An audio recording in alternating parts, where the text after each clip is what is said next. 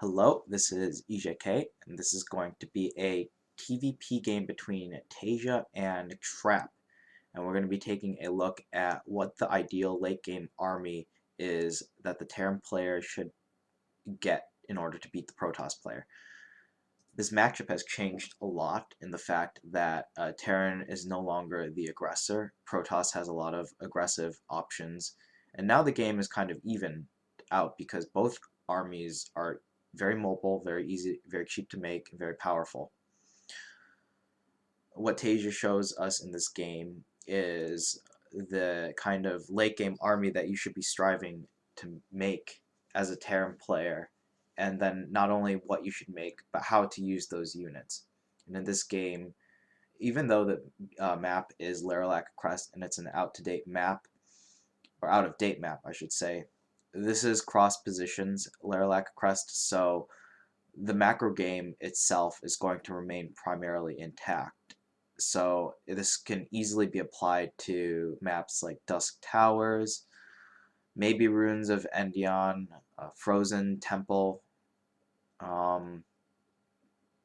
Yeah, the maps just that can allow these kinds of macro games where you can take a third base relatively easily. There's a lot of distance between you and the other player, and there's not too many open areas that you need to defend throughout the map. Like the terrain isn't that open. There's only a couple of let's okay. There's only a couple of areas that you can walk through. Isn't that cool, guys? And I can erase it too. The only problem is this pops up. I don't know how to not do that. Anyways, this is a nice scout from Taeja. What he did was he scouted the Nexus. I hate this, and I can't find a VOD on YouTube, so I'm just gonna have to put up with this. But he scouted the Nexus. He scouted the Nexus with his SCV, and then the SCV immediately goes to the third base in order to wait until about the 3-minute 30 mark, and now he's going into the main base to scout what his opponent is doing. And the importance of this timing is to see if there's an Oracle or not, if there's a Stargate play in motion, and we see a Twilight researching something in a robotics facility, and only one Adept as well, and not a Mothership core either. So we know that Trap is really rushing his tech out, not even making a Mothership core early on. And this triggers Taeja to move out because he knows that there's no Stargate play, so he doesn't have to leave his units at home to defend against the Oracle. The Taeja just moves out to take the watchtower. He's not trying to move out to do some pressure, force a photon overcharge, or anything like that. He's just taking the watchtower, and then he's moving back. And on this map, the watchtower plays a very important role because you can attack, or once you hold the watchtower, you can control the map essentially by being able to push to those fourth base locations. And it also makes it easier to take your fifth base as well. And it's important to deny the watchtower from your opponent so that your opponent cannot do the same thing. And we'll see the watchtower being used later in the game.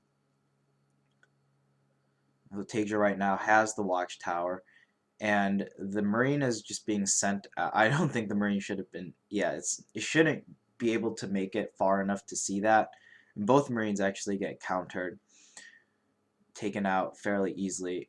But the Marine was just looking for the third base. lerilak crest is kind of an annoying map because of the rocks. There's no easy access to the third base so that you can scout if there's one going down or not. So on other maps, you can generally scout if there's a third base going down because there won't be any rocks. It'll be easier to take a peek at. So now we see Trap has the watchtower. Not really doing anything too important with it, just flexing his muscles right now with this little stalker force. And the observer sees that there's only 3 barracks and there's a fast stim. What Taeja's doing is a fast stim build, kind of a older Heart of the Swarm-esque build, and he's rushing out 2 medevacs as well. And that tells Trap that Taeja is not going for a Widowmine drop, and that's why Trap's stalkers are able to be out on the map like that. But now he's going home. because the medevacs are out, stim is done, and Trap needs to kind of defend his side of the map now. Taeja, on the other hand, is playing very defensively, and he's only sending out one medevac to poke at Trap's defenses, but that 10:30 timing that used to be very popular in Heart of the Swarm, where you move out with a stim, combat shields, +1, and 2 medevacs, that timing no longer exists anymore, and it simply just does not exist, and we see both players playing very tentatively. In a macro game where neither player has an advantage, this is kind of what you have to do. You just sit back and you power up, because if you're not sitting back, both players, the Protoss and the Terran players, have enough defensive capabilities to shut down any kind of harassment if their army is in the vicinity. So if Taeja's army was not at home right here, he would be very susceptible to a Warp Prism attack, and if Trap's army was not here at the third base, then he would be very susceptible to drops from Taeja. Taeja is seeing the Warp Prism, very nicely done, both by Trap and Taeja. Taeja to have a Spotter Marine over here outside of the range of the Watchtower, and Trap smart enough to know that this area is generally not going to, like, has a lower chance of being scouted, and is also the fastest rush distance to Taeja's side of the map, because Taeja could hold the Watchtower, but it's just skirting right outside of it. Oops. So neither player getting any damage done with the harass. This is kind of normal. Don't expect to get anything done. Instead, the late game army of choice for Taeja, or the late game tech, I should say, the first part of it is to be getting the Liberator range, as we see the fusion core going down. Taeja did not make a reactor on his factory, so he's not getting any Widow Mines in his army. He's made, I believe, 0 Widow Mines this entire game, and that allows him to start his +2 attack faster, and it also allows him to start his starport faster as well. We see Trap just moving out now to take a 4th base, because he can, basically. There's not really much Taeja can do to stop this 4th base from going down. And Taeja, alternatively, is going to be putting down a 4th base of his own relatively soon. Taeja's finally starting to move out now because he has a big enough force that cannot be chased down by Blink Stalkers and Adepts. And he also has enough of an army at home to defend against possible Warp Prism harassment as well. Taeja's moving directly to the Watchtower again. Both players are going to be jostling for the Watchtower throughout most of this game. And then he just sends some Spotter Marines out on the map. There and there, I believe. And he's able to confirm that the 4th base of Trap is going to be in this location. There's actually a lot of different things out on the map for both players right now, but the red and blue is really hard to distinguish between what's what. I believe that was an Adept that just died. A little scan going down on the other side of the map. Just constant in this stage of the game before, like, you ideally can't really push out until you have some sort of an advantage. And in this case, Taeja is waiting for Liberator range to try to do some harassment. He has a Liberator on this side of the map right here. And it's going to be lining up directly when the Liberator range is done. And so he's going to be able to harass the 4th base a little bit with the Liberator range. This map isn't the best map for Liberators, though, because they can be shot down. There's not enough dead air space, like a map like Dusk Towers, for example, where you can really abuse the location. So there's not really any reason to be offensive as either player. Trap, I guess, needs to be a little bit more on the offensive side, just because Taeja's able to get his Ghost tech and Liberator tech a lot faster than Trap is going to be able to get his Tempest tech up in good numbers to be able to combat the Liberators. So Taeja doesn't really need to attack. He's just securing his 4th base right now, and he's simply just waiting until he has his ideal late game composition, which we'll see what it is in a moment. and then we'll see him start to attack. Trap is able to kind of 351, 350. Let's go back a little bit. So I was talking about how important the watchtower is on this map, and Trap currently has the watchtower, and Taeja doesn't have the watchtower, and Taeja's trying to take his 4th base right now. So what Trap is able to do is he's able to just circle around this area and also pressure this area as well. And we see Taeja sniping off the observer, which is nice. But now Trap, he's still threatening this area, and now he's going around the 4th base. And Taeja doesn't have a spotter in the area, so he's gonna be reacting a bit late to Trap's advancement out on the map. Trap does pay for a couple of stalkers, but that's alright. It's not the biggest deal in the world, and the storms quickly force Taeja's army back. The Liberator harass continues because Taeja doesn't have a big enough of an army to afford to drop. He doesn't have a big enough ghost count to attack straight up against Trap's army either. So what he can do though is do Liberator harass, and more importantly, this also allows Taeja to control the center watchtower as well. And now Trap has the watchtower, and this is kind of an interesting situation. The Liberators are in a precarious position. Never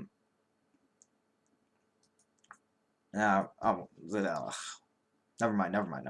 So now Taeja's able to siege up in the 4th base location, and what you want to do with this army, well, like first let's take a look at what kind of an army Taeja has. We see 3 Liberators.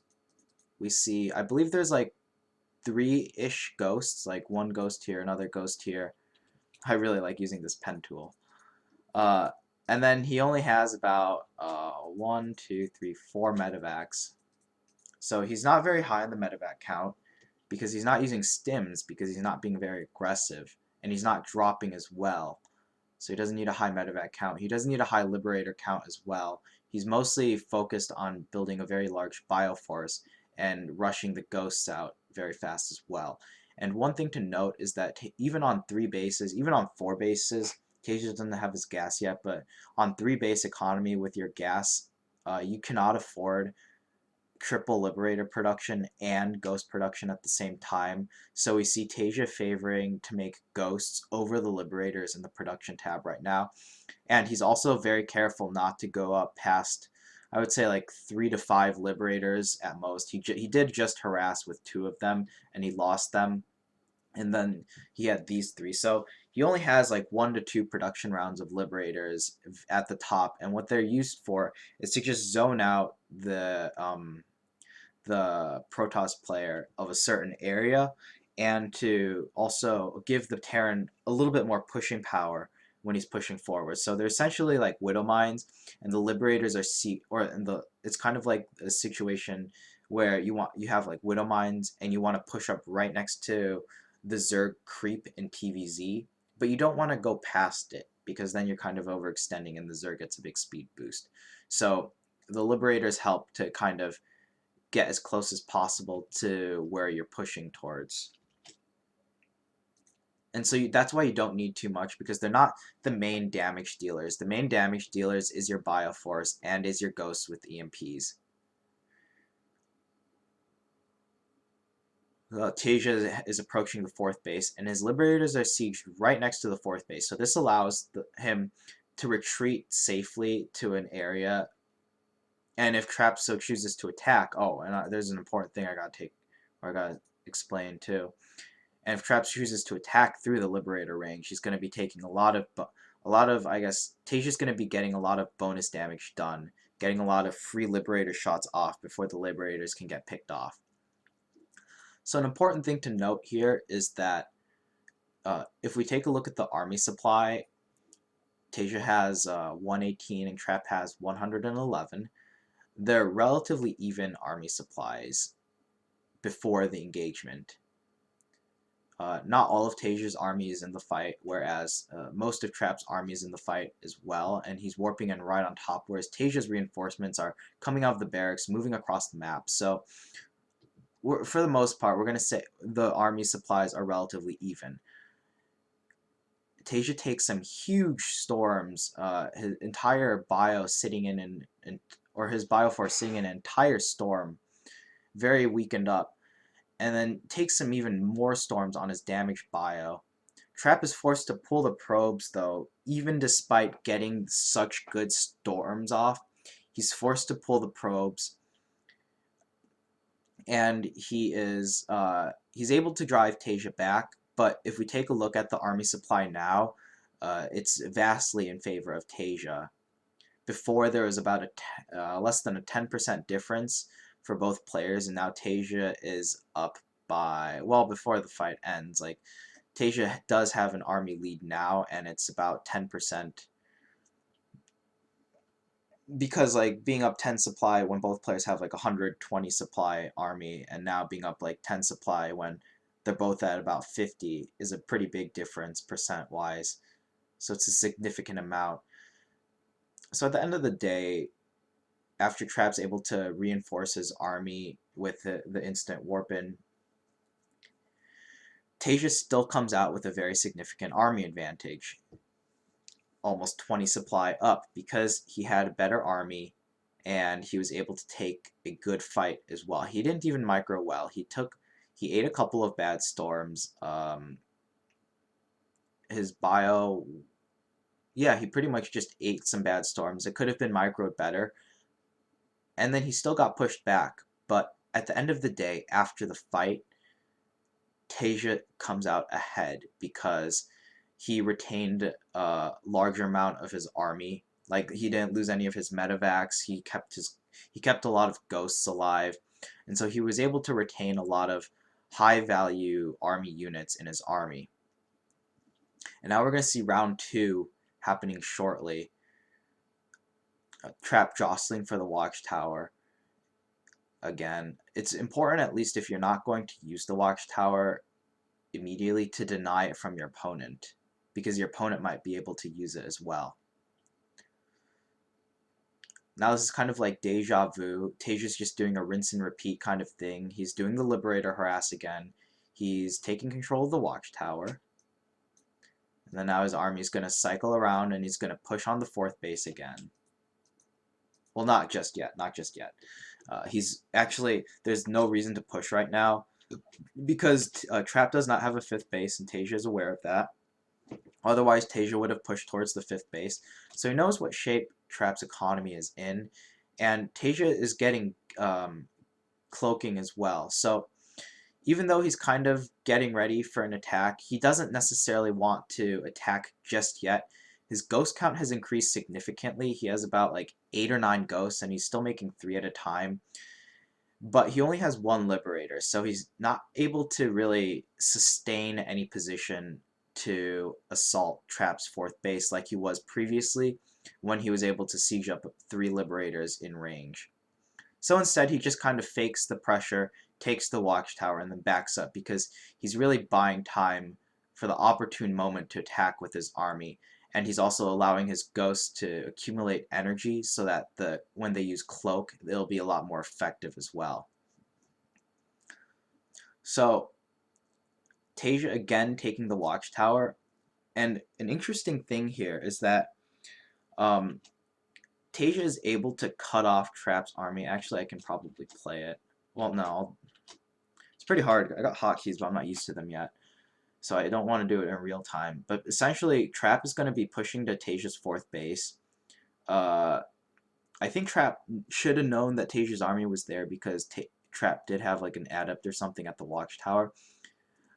But Trap is going to be cut off here, and Taeja's just going to go over here. Trap's army is going to be pincered between the Planetary Fortress and Taeja's armies, forcing Trap to engage Taeja's superior army. Very adept heavy force as well. And ghosts and adepts are light. Ghosts do 100% more damage against light units as well. So we see the cloak is done now when Taeja takes this engagement. He quickly snipes off the observers, and now Trap is just forced to retreat. He bled out a ton of adepts, and he's also going to lose a lot of units on the retreat as well. adding insult to injury. And Taeja is just able to, even though the army supply was relatively even, Taeja has a much higher quality army with these cloaks or ghosts with cloak and the bioforce, and just having a couple liberators. Again, we see him making 3 on the production tab, but he's not going to go up past that. And this final fight is occurring here, and all the adepts just get absolutely obliterated because ghosts do so much damage against light, and that only leaves the stalkers and the archons left. And Taeja absolutely crushes Trap in this fight, and Trap is going to be forced to tap out momentarily. So, at the end of the day, Taeja shows us that the ideal late game army composition that you want as a Terran player is a Bio Ghost Liberator force with about like 3 to 5 Liberators. You don't want more than 5 because of how expensive they are to make, and instead you want to invest more of your money into Ghosts and get that Ghost count up, get personal cloaking, snipe the observers, and Ghosts just really counter Adepts really hard. And against Tempests, even though we didn't see it in this game, you would just start making Vikings instead of Liberators, and then just go for an attack uh, or yeah, you just go for an attack when you have a healthy Viking count against the Tempests. So GG.